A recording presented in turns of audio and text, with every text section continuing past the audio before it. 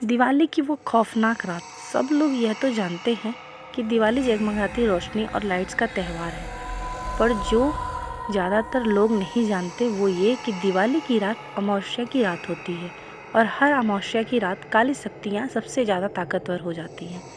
लेकिन 19 साल का सुमित इस बात से अनजान था। वह अपने दोस्त विजय से के साथ दिवाली की रात सड़क पर घूम रहा था। तभी विजय की नज़र मंदिर के पीछे एक सुनसान रास्ते से घर के पीछे गई। वहाँ एक सुंदर लड़की लाल साड़ी पहनी दिया जला रही थी। विजय सुमित को लेकर उस घर के पास चला गया। जैसे ही दोनों वहाँ पहुँचे, उन्होंने देखा कि पूरा घर दियों से सजा था। उन्हें बालकनी में खड़ी वह सुंदर लड़की नजर आई। उसने फिर वही मन लुभाने वाली मुस्कान देकर उन दोनों को अंदर बुलाने का इशारा किया। घर अंदर से भी उतना ही खूबसूरत सजा हुआ था जितना कि बाहर से। मेज पर खाने के लिए अलग अलग चीज़ें रखी हुई थी। सुमित मेज से एक लड्डू उठाकर खाने लगा और उसके हाथ से गलती से वह नीचे गिर गया।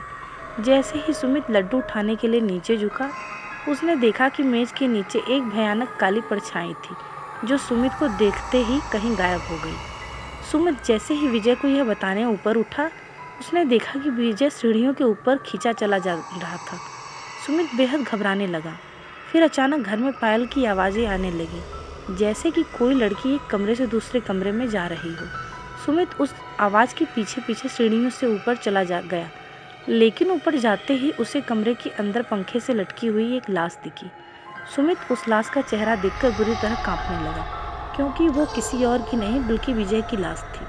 सुमित डरते डरते पीछे मुड़ा तो उसने उसके ठीक सामने वही सुंदर लड़की खड़ी थी और उसे देखकर मुस्कुरा रही थी। पर इस बात सुमित को वह मुस्कान मन लुभाने वाली नहीं बल्कि बेहद डरावनी लग रही थी।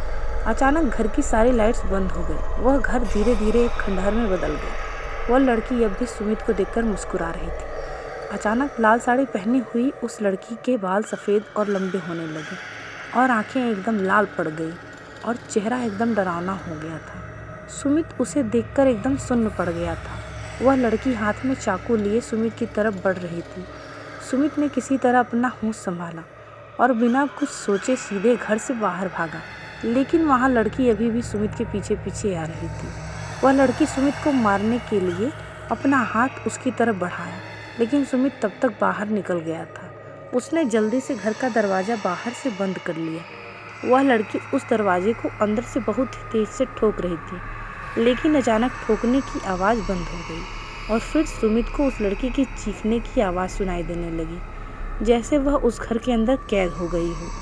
सुमित वहाँ से जल्दी से निकला और अपने घर जाकर चुपचाप सो गया। अगली सुबह जब सुमित उठा तो उसकी माँ ने बताया कि उसका दोस्त विजय कल रात से लापता है। तब सुमित ने पूरा किस्सा अपनी माँ को बताया। माँ ने उससे कहा कि कई साल पहले दिवाली की रात एक लड़की ने उस घर में आत्महत्या की थी। तब से उसकी आत्मा उसी घर में भटकती रहती है।